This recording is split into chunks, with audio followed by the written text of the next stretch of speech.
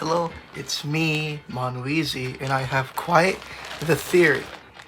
I have a game theory. Now, I just want to make it clear, I'm not the first one to come up with this little theory, but I was just sitting down, I was thinking to myself, and that's when it hit me. It came to me. I was like, oh my god. And I've been holding on to this for a while. And, I'm not the first because I googled it. I wanted to see, did anyone else ever think of this? Yes, they did. So I'm not the first, but I want to get my little theory out there. So I don't have a whiteboard. I don't have a whiteboard. I have this permanent marker and this paper.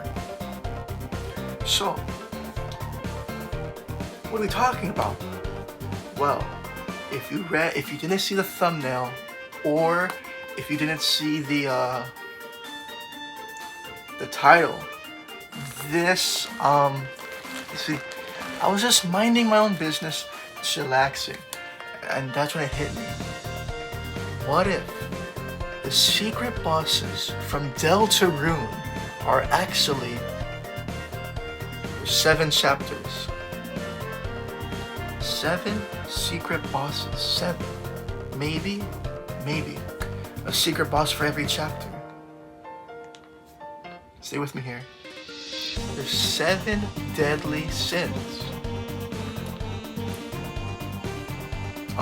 7 deadly sins for 7 secret bosses.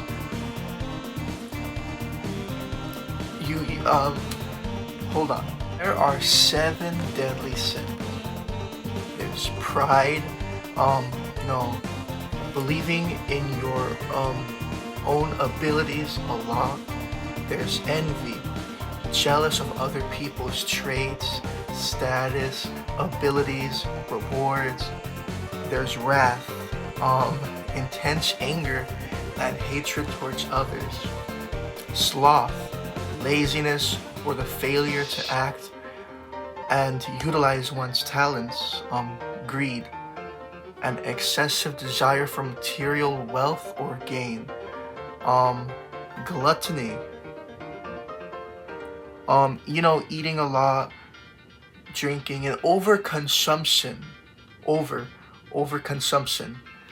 and lust, and intense or uncontrolled desires. Some bad stuff. That one's some weird. And as for their origins, I think they were in the Bible, but I'm not sure. Some guy named Pope Gregory, or Gregory the Great, in the 6th century, he revised and condensed the list of the 7, combining some and emphasizing some. So then, what does this have to do with Deltarune? And I'm glad you asked that, and I have an answer. You see, in Deltarune, there are 7. Stay with me. There are 7. Oh my god, it's backwards. I have to do this backward. Okay, wait. When I'm editing it, it won't be backwards. Don't worry, it's okay. There are 7 chapters in Deltarune. Right? And in the first 2, 1, 2, 3, 4, 5, 6, 7, right? In the first chapter, we had SB stands for secret boss.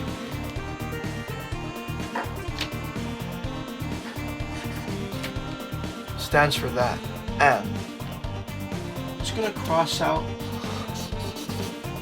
5, 6, and 7 because we only have chapters 1 and 2 right now. And for 3 and 4, I'll talk about that in one towards the end. We have 2 secret bosses so far, and I think that these secret bosses represent a sin, one of the 7 deadly sins. 7 chapters, 7, hypothetically 7 secret bosses if there's gonna be a boss for each chapter. So then, 7 secret bosses, and we only have 2. Just gonna get that across. 7. Alright, so 2 secret bosses. What are they? What are they? What secret what are these guys? Here's our boy. We've got Jevil right here. I know it may not look the best. I'm not an artist, but I drew in like 1 a minute or so, and what is it? Well, he is chapter 1. He is chapter 1's secret boss. Nice. What does this mean? What is he? Well, he has this hand. He's like an imp, I think. That's what everyone says. He's all about a chaos, you know. He always says chaos, right? He's always like chaos, or you know. And he is very tough to beat. He's hard. He's tough to beat. He's very hard boss.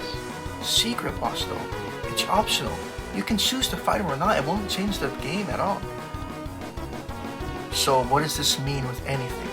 Well, in it, he was like a, what's his lore?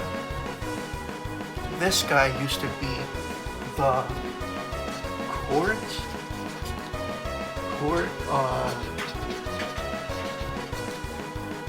a boy used to be a court jester, and he had a friend. I'm gonna try to draw them right now. Watch this. Tell me if it looks accurate. Based off of memory too.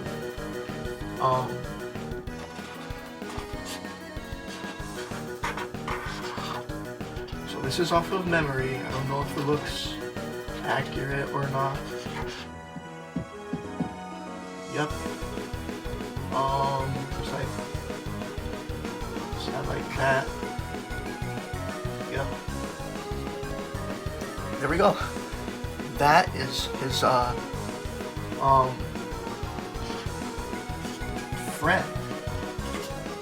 And you could also say co-worker, right? Psalm or Seam. I'm not sure which one. I'm sorry if I said it wrong, but they used to be good friends, right?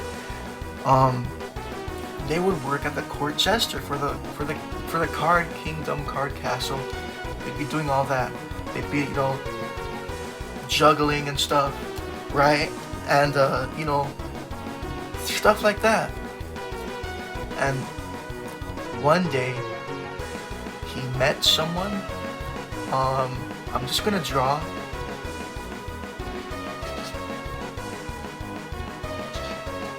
He meets someone unknown, someone we don't know, but someone who told him things like everything is a game and that nothing matters. So our guy here started to act a little different, started to act a little crazy, you could say. His view of reality shifted. He thought everything was a game and that he's the only one free, right? So,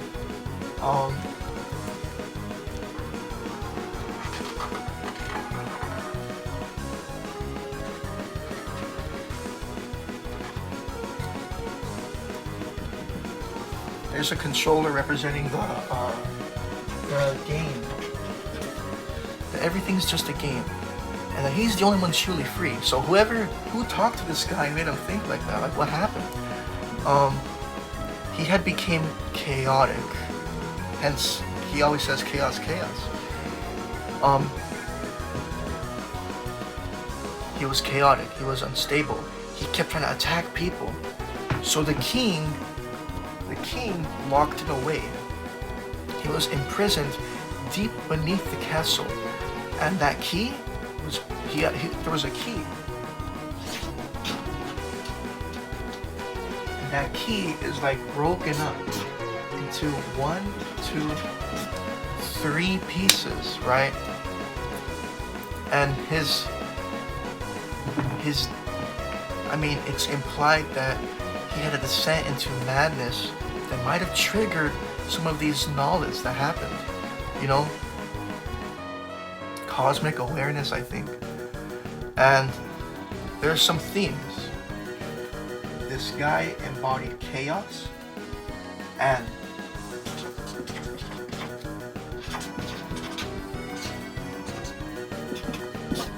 freedom. He's the only one free. Everyone else, by locking him up, he locked up the whole card kingdom, locked themselves away, and put Jevil. He's now the only one free. Is this true? He believed that everything was a game. So because it's a game, he sees life as a game, and he can act without care, without restraint. He could just, you know, and not care. And this led to that. That's pretty much Jevil, right? So what deadly sin is he? That's what we're gonna talk about right now. There are 2 categories this guy could be in. He doesn't like. Obviously, it's not like an exact, direct, or canonical thing. But if we interpret his personality, his actions symbolically, I think he connects to 2 things. Of course, I just like to make it clear, I'm not the first one to say this. I read on Google, Reddit. Someone else had this theory before me, but it came to my head, and I just want to talk about it. So there's something. What is the sin that he connects to? Well, let me just spell it out for you.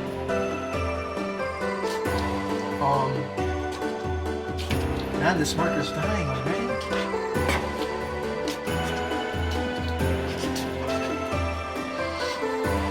Pride. Now you might be wondering, well, how? Well, he believed that he achieved a greater understanding. He kept saying that he can see the truth, that I can do anything. He was very prideful.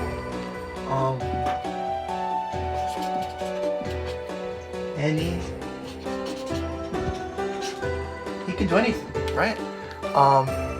He rejected the rules and the structure of this world, thinking he is the only one free. Everyone else is trapped in a game.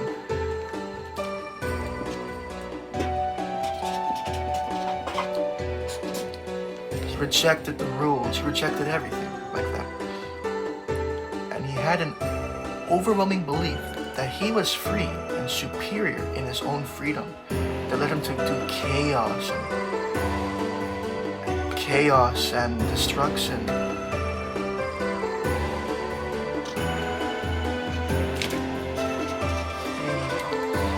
Chaos and destruction, which aligns to the traditional understanding of pride as the sin which all others flow. Alternatively, though, that's not the only one that he could fall under.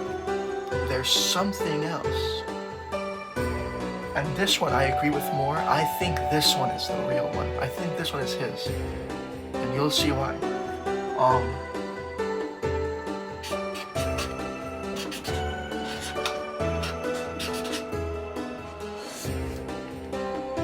Wrath. Again, you may be like, well, how's it wrath? Well, he is very destructive. He attacked people after learning that it was just a game, that his choices don't matter.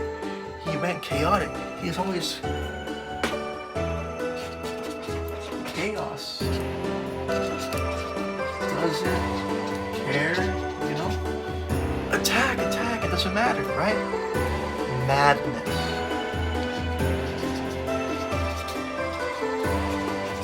This guy's mad. Something's gone wrong. And he's always attacking, chaos. He likes chaos. He wants chaos. It's repeatedly mentioned that it's chaos. It's chaotic. Chaotic, I think, falls under wrath. Chaos is a big role in this guy's stuff. So that's nice and all, but how about we hear it from him himself? You see, I have a very special guest to tell us all about this. Let's hear it, ladies and gentlemen. It's him. So can you please tell us, what do you mean by chaos? Chaos? That you can do anything? What do you mean by this? Can you tell us?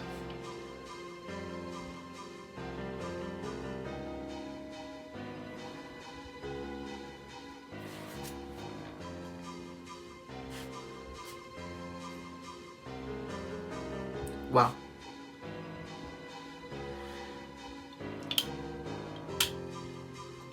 Nothing to say. Nothing to say. Why is that? I think we have a suspect, huh? Listen, all right? Held hostage. How about you tell us? Tell us. I didn't hear that. Can you repeat it once again? Again. Just tell me. Just tell me. Just tell me. Just tell me. Just tell me, okay? Did you hear that? He says he can do anything. Listen. I think our boy here just confirmed. I think he's either pride or wrath. Pride or wrath. How could you do this? All right. That's, hey, thanks for coming on here. Thanks for agreeing to do this, right? Thanks, man. Thanks. Hey, guest star. Thanks, Jevil, for agreeing to come on here and talk to us about your wrath. Your pride, right? Right? Thanks, man. Everybody, we've got him. He agreed to it right now. Thanks. High five. Yup. All right. Does it end there? No, it doesn't. There's another chapter we must talk about here. Another suspect. What 7 deadly sin does he represent, huh? Well, in chapter 2, we've got good old Spamton right here. Chapter 2's secret boss. So, what's his deal? Well, hold on. All right. He was a successful salesman, He was like, business was booming. Things were looking good for the guy. He was successful. There's these other, they're called the Addisons. And this guy, he was always like, I'm gonna make it big. I'm gonna make it big. I'm gonna be big, a big shot. One day, he got a mysterious phone call. You see, this guy, he wasn't always successful. No one looked his way. No one bought from him. He was neglected. And then one day he got a phone call. This mysterious phone.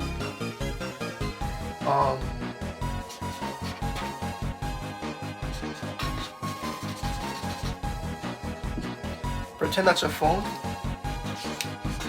Thanks to the phone's help, the phone was able to make him, successful, right? It boosted his success immensely. He was living the life, money, right? But and it was going good. He got a home in the Queen's mansion. It's just like a mansion, kind of. It's a smaller house, a little path, a big door, a pool. Yeah, he was looking good. He was in a mansion that was That was great. He was in a mansion. But whoever was calling him stopped calling. Whoever was calling him, helping him with that success, stopped calling. He fell into ruin. His sales plummeted. His money down. No more money. It was bad. Kicked out the mansion. Bad. It was not looking good.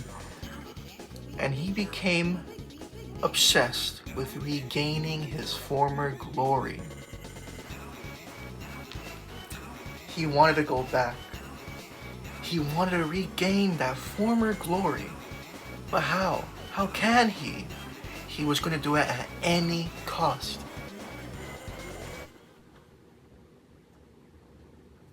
He found something in the abyss of the Queen's mansion. There's this like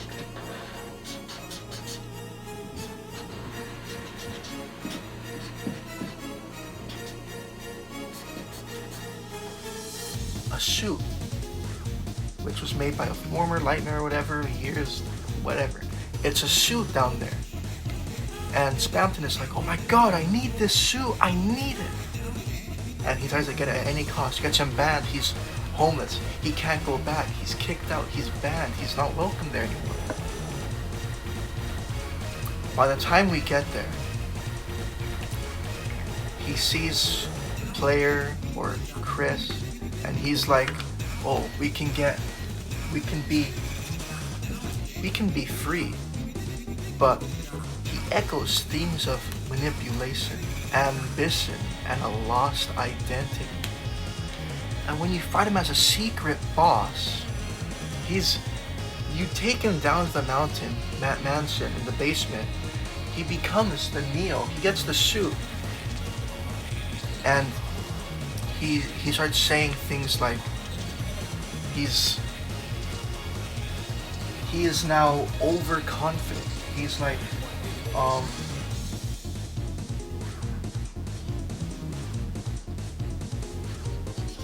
I can't draw a hand, my bad.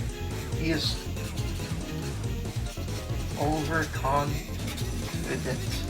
He is thinking he's larger than life. He's bigger and better than ever.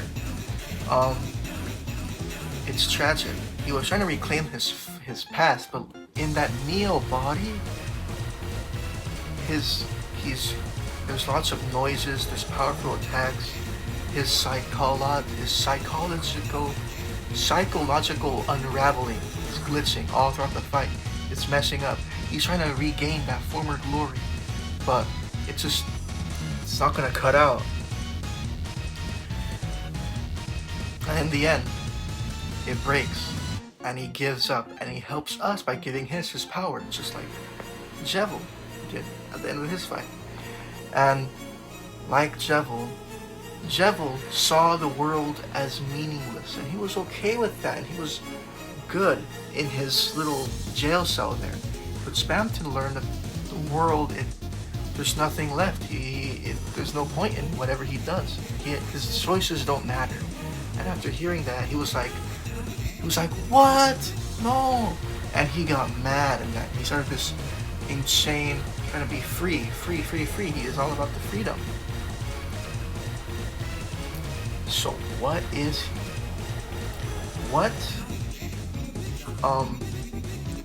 What deadly sin is Mr. Spamton? Or three that this guy could be, and I think he's the first one.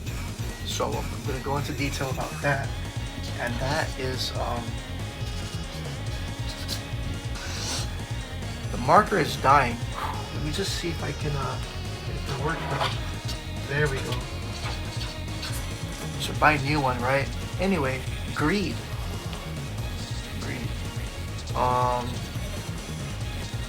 Alright, let's just begin here. Give me a second. Alright, let's just begin here. He has an insatiable desire for power, wealth, status.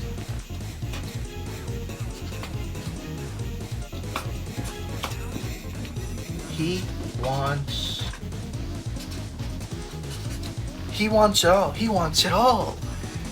He chases fame. Chases fame and fortune. He's chasing fame and fortune. He's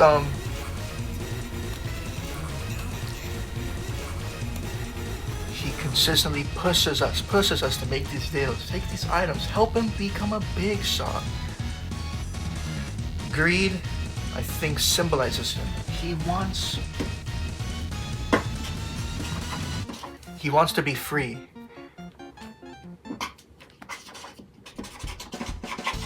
He wants control over himself. He wants to be bigger, better, greater than ever. And he wants this so much that he tries to kill Chris, taking his soul at any cost. Greedy. Kill Chris to get your freedom. Spamton, no. It's not nice. In the end, it does go wrong, and he doesn't get that. Envy is another one.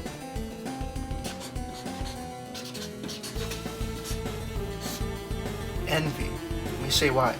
His buddies, the Addisons, they were all more successful than him.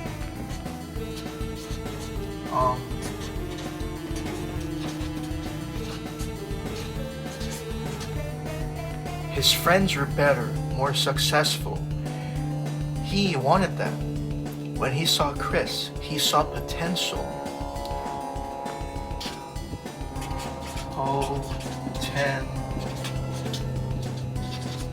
He saw potential.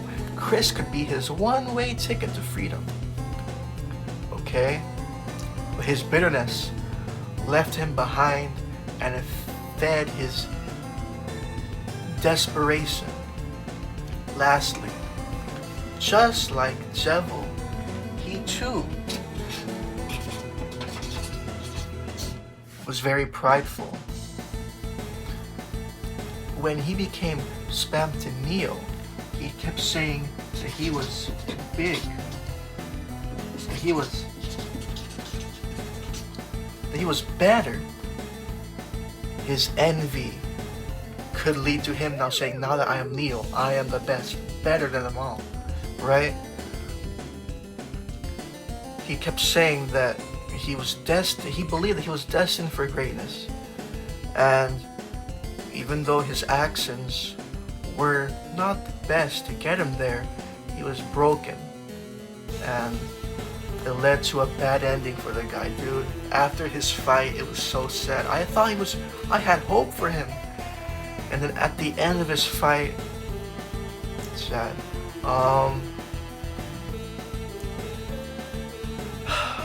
Greed is the core of his tragedy. A fallen salesman who's desperate for success led to manipulation and ruin. But envy and pride, that fed the cycle, making him more desperate, more unstable, and it led to that. It had a sad ending. All this happened, and it's pretty sad. But what if we hear from the guy himself? That's why I would like to thank today's guest, Spamton. Hey, why'd you fall over, man? Spamton from the hit game Chapter 2 of Deltarune. We've got a special guest here. Thanks for coming to meet with us, man. Thanks for that. Why'd that have it happen, man? Why'd he die? Why did he have to have such a sad ending? Spamton, can you tell us what happened? I'd like to know. Nothing. He has nothing to say. Well,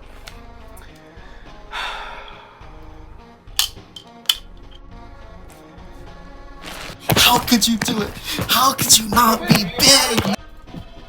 Thanks for staying and watching. Spamton, how could this happen, man? You were supposed to be a big shot. Where did it all go wrong? I had hope for our guy. The sweepstakes was cool though.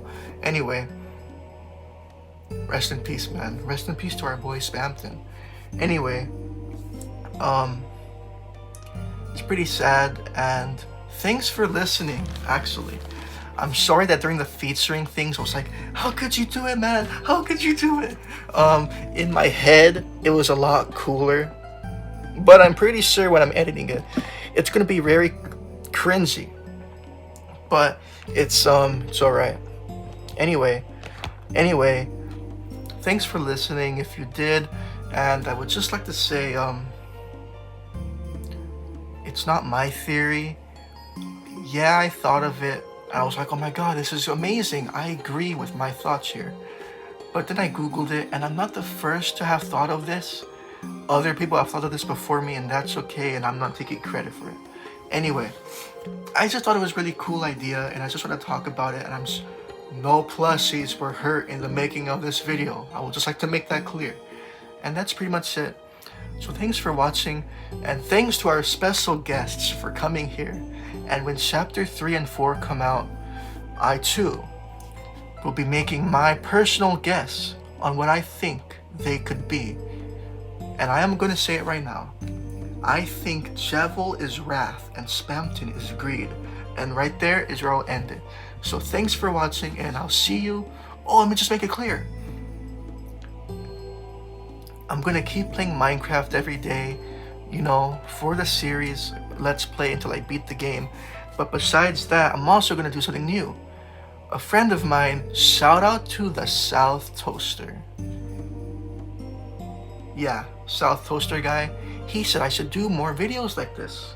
So I said okay. Boom. I said okay, and I did. And that's this. And every Sunday I'm gonna upload a video like this. Today I just thought it'd be cool if I share this little theory. Next time I'll tell a story, I promise. And I'd also like to shout out East Cooker and Donuts. The reason why is because he's the one who convinced me to make this theory video, because he kept indulging me about it, and I would just like to say thanks to him for he's the one who even gave me the idea to do a theory about this. And that's just a theory, a game theory. And thanks for watching, and I'll see you tomorrow in that Minecraft video. So bye, goodbye.